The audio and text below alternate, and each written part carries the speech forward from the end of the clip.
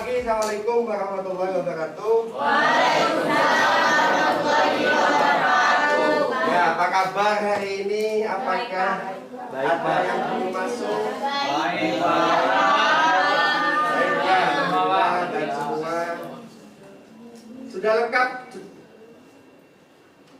Sudah lengkap yang masuk lab? Oke. Hari ini kita akan belajar tentang tumbuhan baku. Sebelum pelajaran kita mulai, ketua kelas silakan dipimpin doa dulu. Sebelum kita memulai kegiatan belajar mengajar pada pagi hari ini, marilah kita berdoa menurut agama dan keyakinan masing-masing. Berdoa dimulai. Nah, ini kita lihat bersama. Coba dilihat, kalian amati pada gambar ini, adakah masalah dari gambar yang di atas? Ya, contoh anak-anak. Yang pertama kalian lihat ini gambar tumbuhan apa? Hidupnya di mana? Terus masalahnya apa? Nah, ini kalau kita biarkan lama-lama akan menyebabkan pelapukan pada tembok. Kemudian yang kedua, nah tentang sumur. Pernah ada sumur di rumah kalian? Ya, kalau zaman dulu, zamannya saya khususnya ini masih mengalami. Jadi zaman dulu itu masih manual, ya pakai carian begitu. Akan tetapi karena sekarang sudah perkembangan zamannya modern, alhamdulillah sudah pakai mesin pompa air, sehingga dari yang sepanjang 30 meter cukup pakai mesin air sudah bisa kalian nikmati air yang berada di bawah tanah. Kalau dulu manual anak-anak, ini dari kadang ini ada yang terpeleset. Pernah kejadian ya, ada anak kecil masuk sumur. Ya, itu karena apa? Karena dari sekeliling ini tentunya licin. Licinnya disebabkan yang pertama karena lumut, yang kedua juga karena ada tumbuhan baku sehingga tidak terlihat. Yang namanya sumur, kalau sekarang kan sumurnya agak ditinggikan 1 meter supaya kelihatan ya. Tapi kalau zaman dulu paling sepanjang 30 cm dari tanah, sehingga kalau tidak hati-hati biasanya masuk ke dalam. Tapi kalau zaman dulu buat sumur itu tidak sedalam saat ini. Kalau dulu itu hanya sekitar 10-15 meter sudah keluar air. Tapi kalau sekarang baru sangat dalam sekali, baru muncul air yang jernih.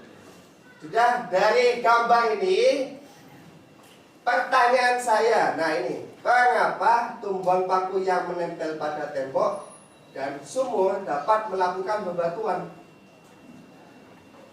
Kemudian yang kedua, nah ini, bagaimana struktur tumbuhan paku yang menempel pada tembok dan sumur ini, strukturnya bagaimana, akarnya bagaimana, batangnya bagaimana, daunnya bagaimana.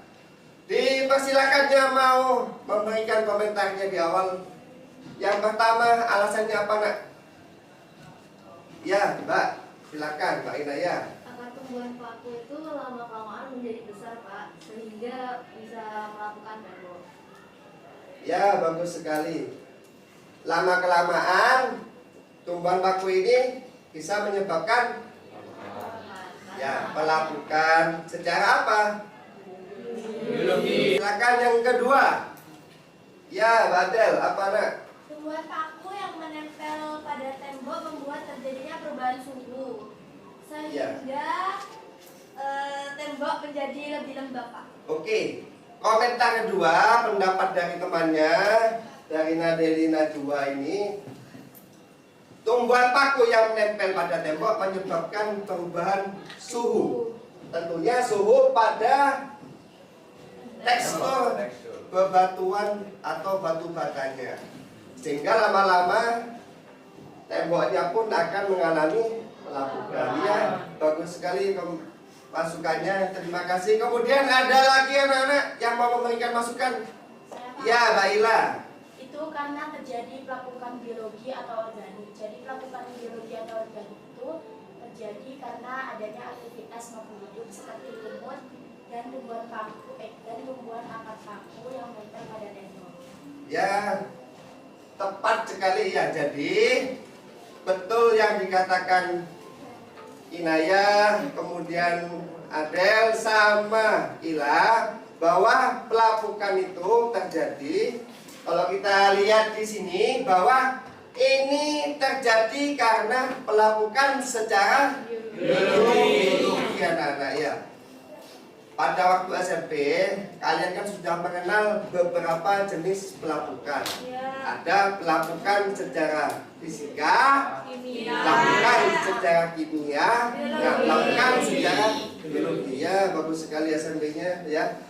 Berarti kalian sudah mengingat waktu dulu. Jadi pelapukan biologi adalah pelapukan yang terjadi karena aktivitas makhluk hidup. Contohnya ya, lumut yang menempel, kemudian tumbuhan paku pun yang menempel pada tembok, sehingga lama-kelamaan pasti akan terjadi pelapukan. Oke, betul sekali. Kemudian yang kedua, nah ini bagaimana untuk tumbuhan pakunya? Ya, Mbak, dipersilakan. Tumbuhan paku itu ada 3, ada akar, batang, sama daun. Ya, betul sekali. Jadi untuk tumbuhan paku ini sudah termasuk lengkap. Jadi sudah bisa dibedakan antara struktur akar, batang, dan daun. Nah, begitu anak-anak ya. Dari slide ini, adakah yang mau ditanyakan? Sudah jelas belum? Jelas. Dan pada kali ini anak-anak kita akan melihat video. Tolong siapkan 1 kertas sebelum filmnya disetel ya. Siapkan 1 kertas, kalian catat kesimpulan videonya ini apa? Tumbuhan paku dalam istilah biologi atau artinya adalah Pteridophyta. Kata tersebut diambil dari kata pteron yang berarti sayap bulu dan kita yang berarti tumbuhan. Istilah kata tersebut merujuk pada susunan daun yang membentuk bangun sayap atau menyerupai bulu-bulu yang tersusun. Tumbuhan paku merupakan tumbuhan Semuanya sudah mengamati. Sekarang kita simpulkan bersama ya. Dari video tadi, adakah yang mau menambahkan kesimpulan video tersebut? Apa? Ya, Mas Robi, apa nak?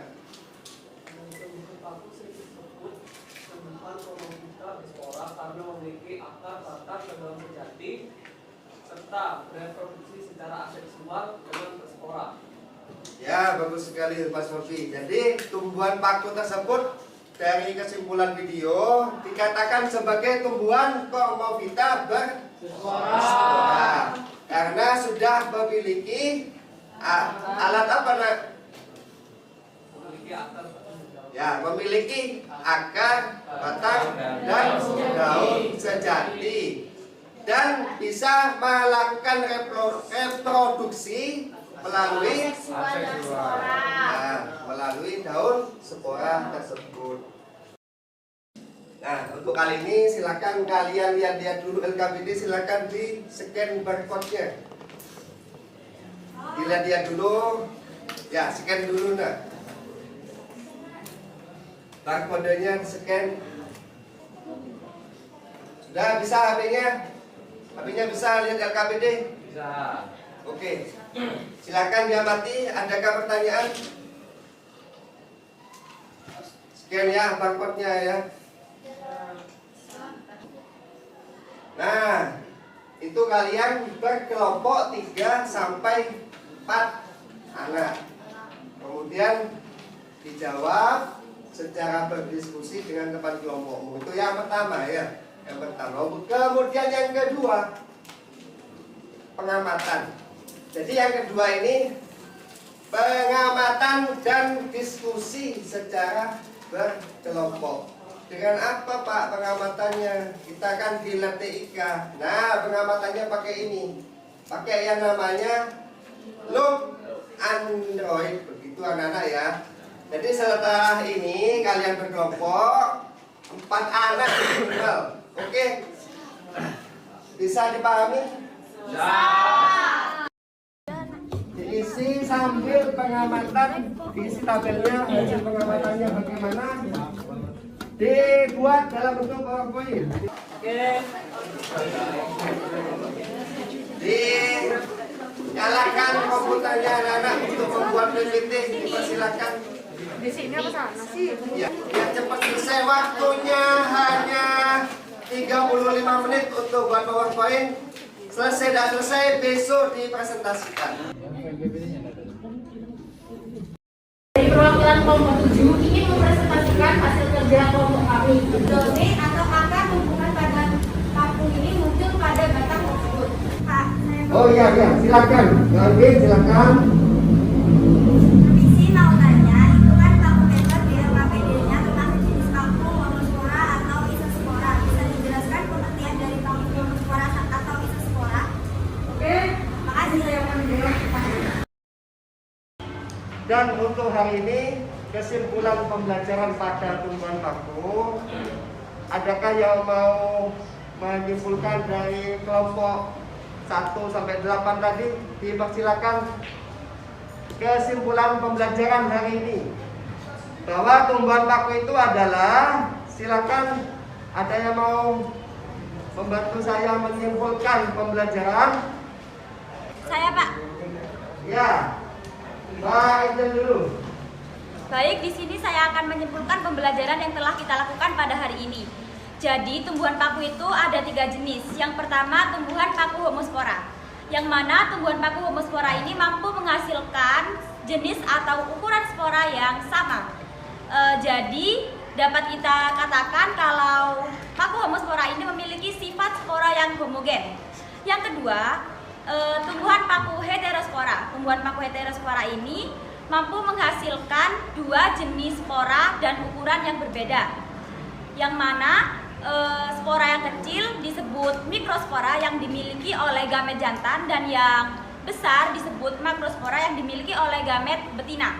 Dan yang ketiga adalah paku peralihan, di mana paku ini menghasilkan 2 jenis spora yang sama, tetapi paku ini juga mampu membedakan antara gamet jantan dan gamet betina. Terima kasih. Ya, baik.